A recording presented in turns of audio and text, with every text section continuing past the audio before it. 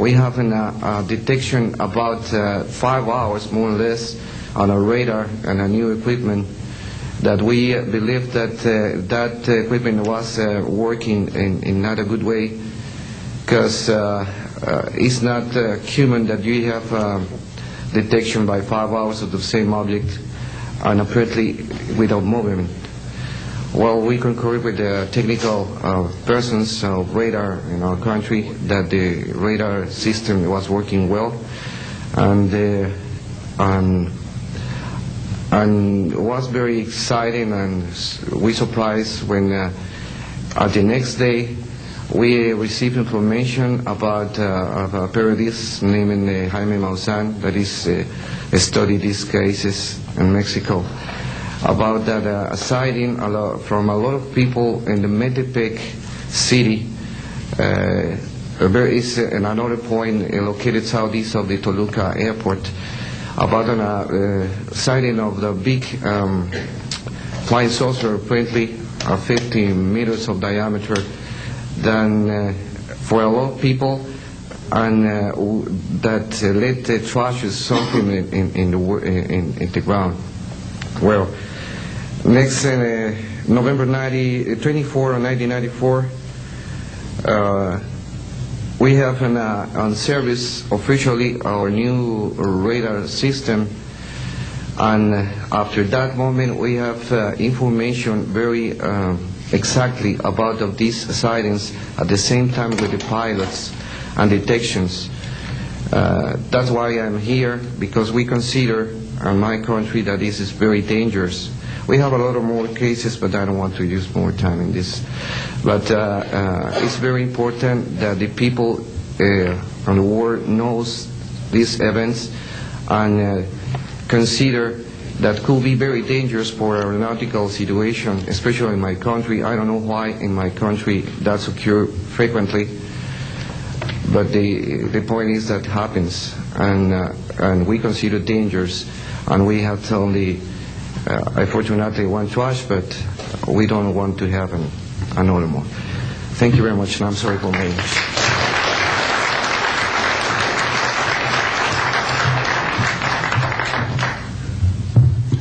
My name is Graham Bethune. I'm a retired Navy commander, pilot, had a top secret clearance. 50 years ago, February the 10th, 1951, I was flying from Keflavik, Iceland to Argentia, Newfoundland. It was at night, it was dark. About 300 miles outside of Argentia, I saw a glow on the water, like approaching the city at night. As we approached this glow, it turned to a monstrous circle of white lights on the water.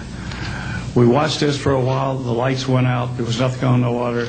Next thing we saw was a yellow halo, small, much smaller than whatever it was launched from, and that was 15 miles away, up to our altitude. Because of the trajectory, I disengaged the autopilot, shoved the nose over to try to go under this thing. At that time, I heard a noise underneath. I thought maybe it hit us. It was actually some of the crew members ducking, and they collided, and a couple of them were injured. Then it appeared over to the right and moved out slowly and flew with us. It was still not at our altitude, but we could see the shape of it. It had a dome. We could see the coronal discharge. I went back aft to let the other pilot, Al Jones, take my seat to see what the passenger's reaction was. Came back to the cockpit, told him not to report anything, simply because what the psychiatrist had said to me, maybe they would lock us up. So basically, the instruments in the cockpit, we had 4 or 5 failures. In the area of magnetic compass, the electromagnetic effect, in area of directional finders, and this type of thing. The craft was tracked by radar in excess of 1,800 miles an hour. It never did get to our altitude. We had 31 passengers, plus the psychiatrist and the crew members, that all cited this at different areas. When we landed at Argentia, Newfoundland, we were interrogated by the Air Force, an excellent interrogation, Captain Paulson. When we landed at the Naval Air Test Center here at Patuxent River, we were required by Navy intelligence to make out individual reports. Out of the National Archives, I have the 18-page official Navy and Air Force report. I've made up a report to straighten out all the truth. There's a stack of books out there this high that have written all of this up. So the truth is here.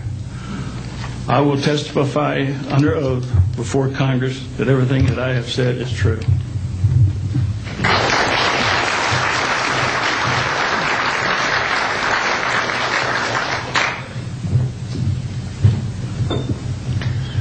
My name is Dan Willis.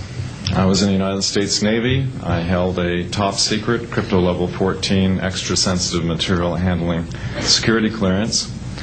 I worked in the code room at the Naval Communications Station in San Francisco.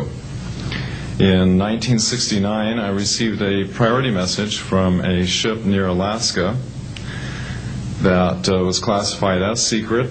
The ship reported emerging out of the ocean near port bow, a brightly glowing reddish-orange elliptical object, approximately 70 feet in diameter, emerged out of the water, shot into space, traveling at about 7,000 miles per hour.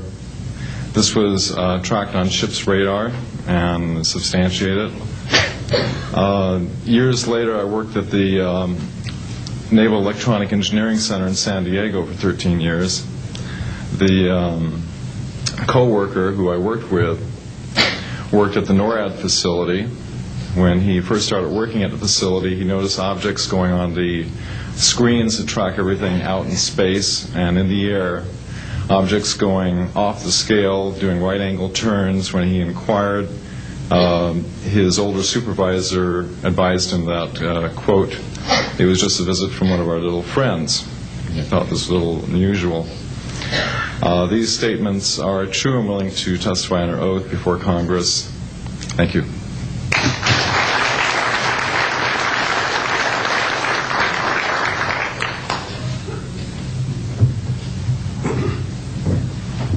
My name is Don Phillips. I was in the United States Air Force and had worked with certain intelligence agencies of the United States government. Prior to my Air Force, prior to joining the Air Force, I worked for the famous Lockheed Skunk Works. And I was working for them when I was attending college, and I worked for them in the capacity as a design engineer. It was one of my proudest moments of my life to work with a man by the name of Kelly Johnson. A lot of you might be familiar with that.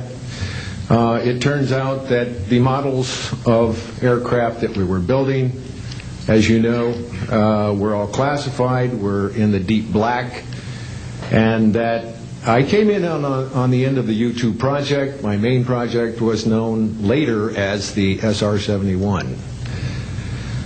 The SR-71 had a predecessor. It had a special model built for the CIA, and that those models were one passenger, one pilot special aircraft in order to get from one place to another very, very quickly. Now these SR-71s, as we know them, the Blackbird, are the type of aircraft that are still classified in a sense as far as the altitude that it flies at and also the speed records that it holds. I'm very proud to say that this aircraft played a big part in helping to end the Cold War. The aircraft, the predecessor aircraft, there's strong evidence to suggest that perhaps these aircraft had a different role once in the air. Each pilot, and I know a few of them, each pilot had an assignment before they took off. Okay?